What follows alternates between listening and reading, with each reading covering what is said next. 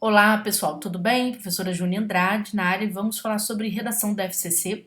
Por quê? Porque o pessoal dos tribunais já está, em polvorosa, já sabe que 2021, no projeto de lei orçamentária, já traz exatamente a distribuição dos cargos da Justiça, E além disso, a gente tem aquele desmembramento do TRF da primeira região, que gerou o TRF da sexta região, TRF da sexta que tem sede, do seu tribunal em Belo Horizonte, Minas Gerais.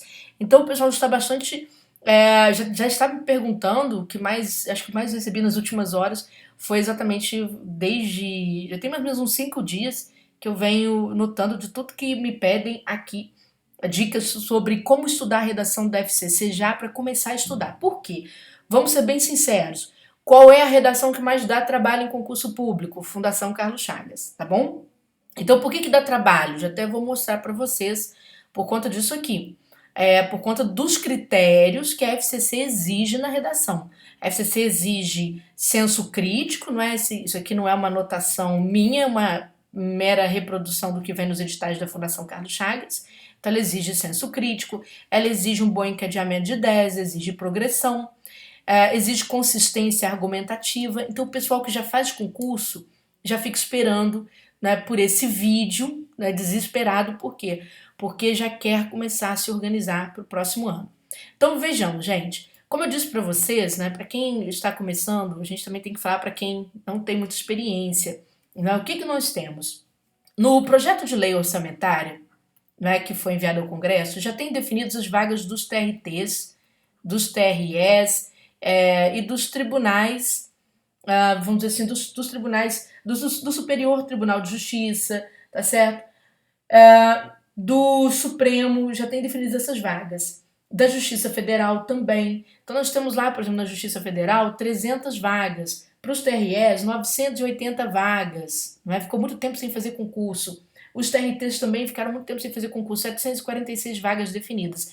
E a gente ainda tem a questão do desmembramento do TRF da primeira, que gerou o TRF da sexta, É um TRF que vai ficar em Minas Gerais, ele tem sede em BH, porque Minas Gerais respondia por um terço, mais de um terço da quantidade de processos que estavam no TRF da primeira.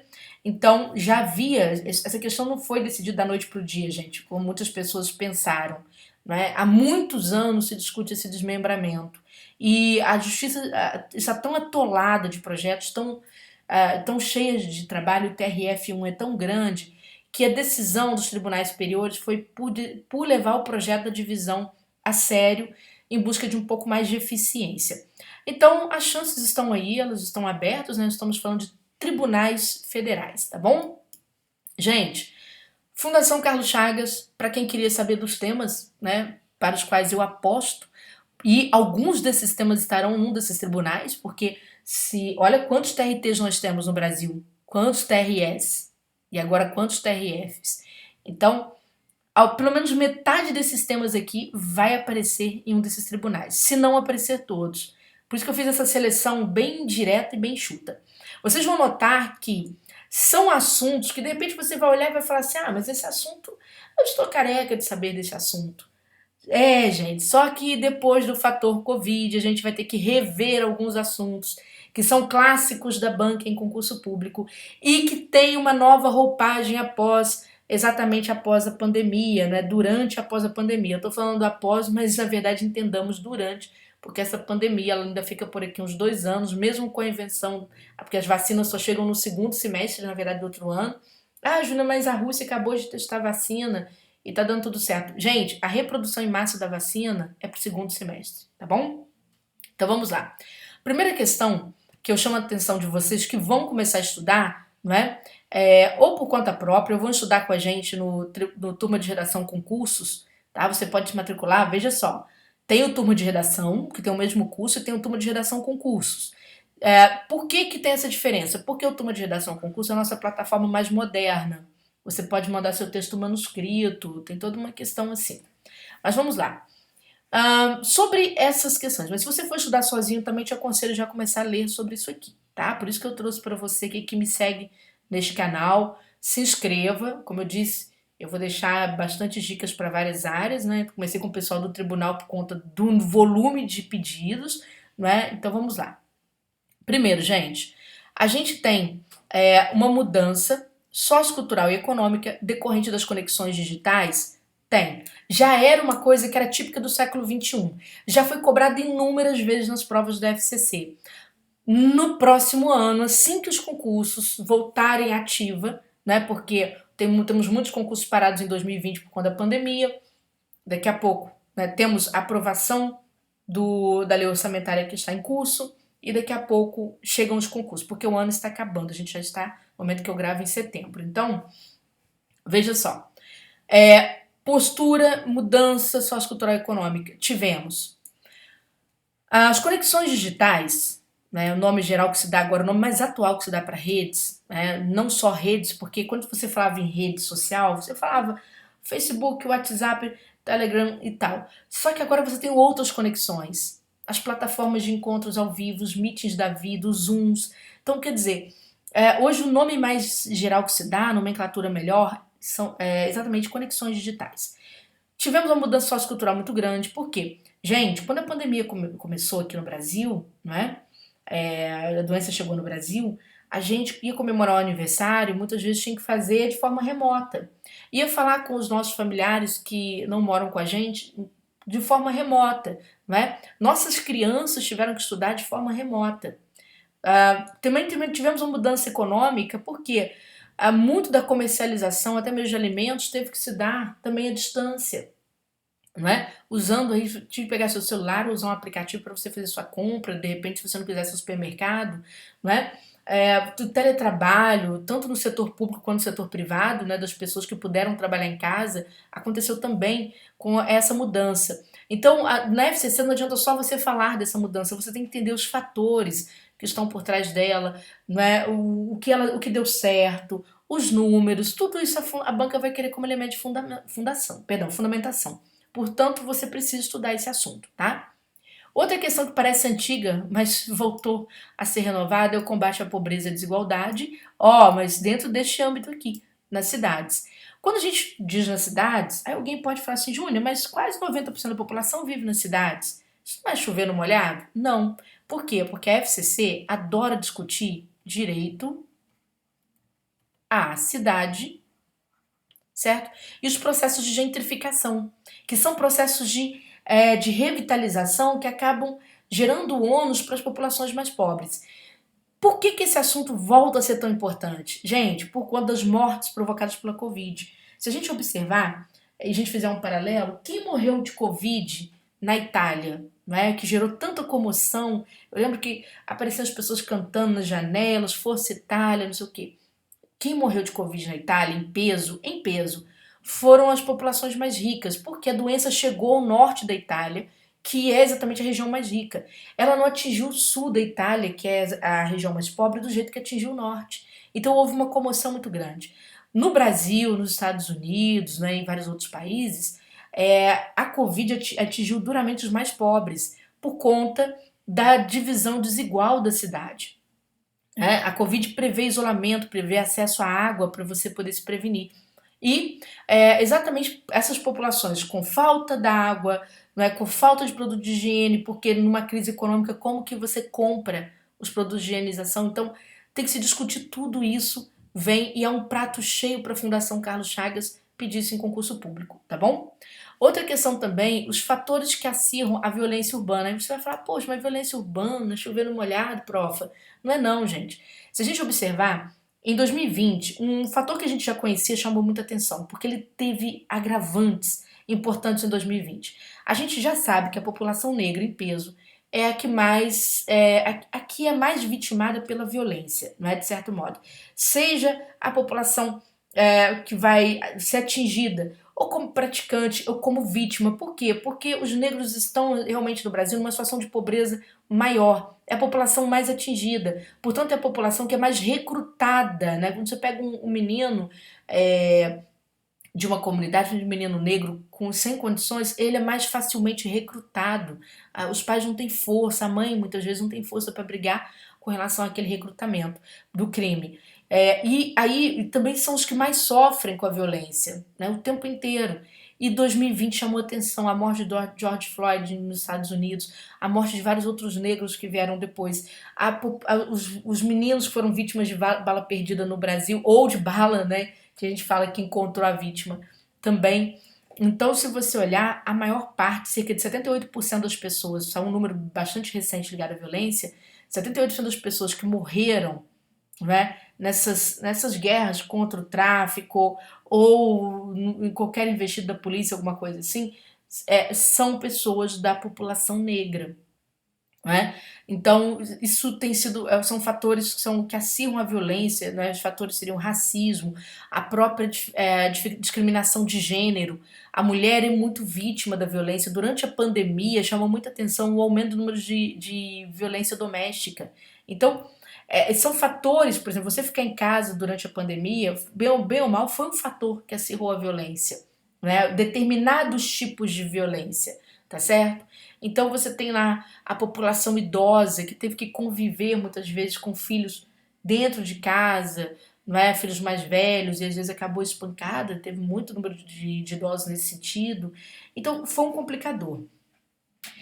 O item 4 que de repente vai pensar assim, educação como fator de transformação social. Júnior, mas isso é chover no molhado, alto lá. Alto lá, por quê? Porque importantes questões envolvendo a educação voltam agora a ser discutidos. Vocês viram o despreparo não só das escolas públicas, mas também das escolas de ensino privado e escolas caríssimas para o EAD, o ensino à distância, né? A educação remota. Houve muito despreparo, de modo que uma geração inteira, né, no Brasil, principalmente, também fora do Brasil, uma geração inteira sofrerá por conta dessa paradeira. Um ano na vida de uma criança é diferente de um ano na vida de um adulto. Não é? A infância passa muito rápido. Então, a educação não é só aprender a ler e escrever, aprender história, matemática. Não, educação tem a ver com socialização. Né? Então, o que se viu? O Yuval Harari, que é o historiador mais famoso que nós temos hoje, ele já tinha falado no livro dele, muito antes da pandemia chegar, que o fator educação vai ser o grande transformador no século XXI. E agora é sério, a educação será muito mais cobrada do que o normal. Quantos de nós sentimos falta da escola para os nossos filhos nesse processo? Né? Sentimos falta da faculdade para quem estava estudando. Então, bem ou mal, aconteceu muita coisa e os professores terão esse trabalho, não é, de transformação. Não só da educação em termos, por exemplo, igual vocês estão me ouvindo falar aqui, de redação, falando sobre temas, mas a questão emocional. Por exemplo, quem entra no meu canal no YouTube, não é? Canal lá, Júnior Andrade no YouTube, acompanha bastante. Eu tenho trabalhado muito emocional dos meus alunos. Por quê? Porque isso tem sido uma questão muito importante para manter as pessoas vivas durante uma crise. E a gente não vai passar pela nossa primeira crise. Né? O mundo está passando por uma transformação muito grande, não tem chovido, né? Então a gente não sabe se a gente vai sofrer daqui a pouco uma crise hídrica. As coisas não estão tão assim, e aí o professor tem um papel importante, porque ele é a janela do mundo para muitos alunos, certo? Ele é o sair de dentro de casa estando dentro de casa. E vamos mais, pessoal. O discurso anti-ciência vigente. Eles gostam deste tema. E esse tema volta, gente. Este tema ele foi muito embasado pela produção e disseminação de falsos informativos, não é? Sobre a ciência. Veio a Covid, as pessoas tiveram que confiar na ciência, as vacinas estão sendo produzidas, volta o discurso anti-ciência. Então não é só por isso, eu só quis lembrar deste fator. Mas nós temos muitos problemas de um fundamentalismo muito forte existente no mundo hoje, um caminho para este lado, né? De um discurso anti-razão, um discurso anti-reflexão, muito moldado por este fundamentalismo, que tem uma origem, tá? Ele não é novo, mas ele tem uma origem de ser, né? Por conta da alienação massificada, os produtos, vamos dizer assim, a internet, não é? Ela criou vários sistemas e um dos sistemas é o sistema de procrastinação. Quantos de nós paramos para poder assistir a vídeos, ver mensagens que não contribuem nada com a nossa vida e a gente fica ali, a gente vê um, vê outro, porque aquilo é criado para se criar uma corrente de interesses. É como se você fosse a uma loja, não é? Tipo um supermercado, e no caixa do supermercado você começasse a ver chocolate, bala, então você vai pegando e colocando aquilo no carrinho se você não tiver uma reflexão, não é? É lógico, tem horas que a gente quer comprar, ninguém está condenando isso. Mas tem pessoas que realmente não resistem. O tempo inteiro elas vão sempre fazer isso. Né? Elas vão achar uma coisinha, vão colocar uma revista ali, no carrinho de compra delas. Então, aquilo é organizado de uma forma racional para induzir o carrinho, induzir a compra mesmo. Né? Você completar a compra. Por quê? Porque o supermercado pode não ganhar no pãozinho que ele vende lá dentro. É claro que ganha uns 700%.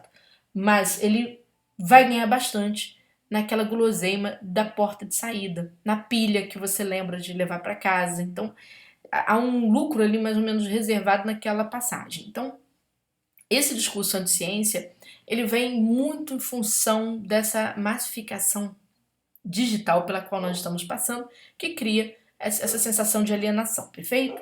E depois nós temos, pessoal, os limites entre o público e privado, discussão certa para 2021, por quê? Porque em 2021 entra, né, gera efeitos a Lei Geral de Proteção de Dados, né, tanto que as empresas estão se preparando, o setor público está se preparando.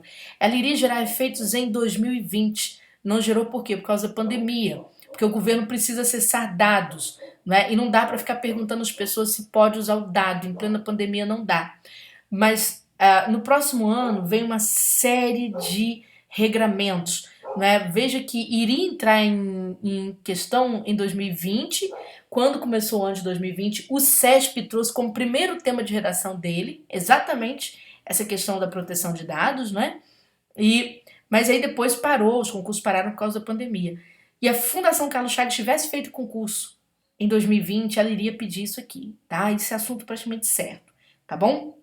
Então, não deixem de estudar esse mito entre o público e o privado, tentando entender, né, os efeitos legais, as decisões legais que estão em torno dessa questão, porque o banco de dados, o chamado Big Data, né, ou seja, os grandes dados que são reunidos na internet, eles têm aí, eles são um verdadeiro capital, né, porque aquilo vai virar dinheiro. É como se tivesse, quem tem um banco de dados enorme sabe, né, que tem quase uma mina de ouro, tá bom?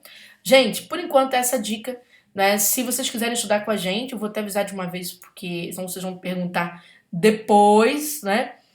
No Turma de Redação com Cursos, a gente tem o curso de redação para o TRF da Sexta. Se você não quiser fazer o TRF da Sexta, nós temos o curso de redação da FCC, né? Os dois são praticamente iguais. A gente só separa do concurso que está mais iminente por conta de ter que ajustar, fazer ajuste quando sai o edital e tal, tá bom? Você consegue dividir esse curso em até 12 vezes, não só até 3 vezes sem juros e 2 vezes incide um jurinho.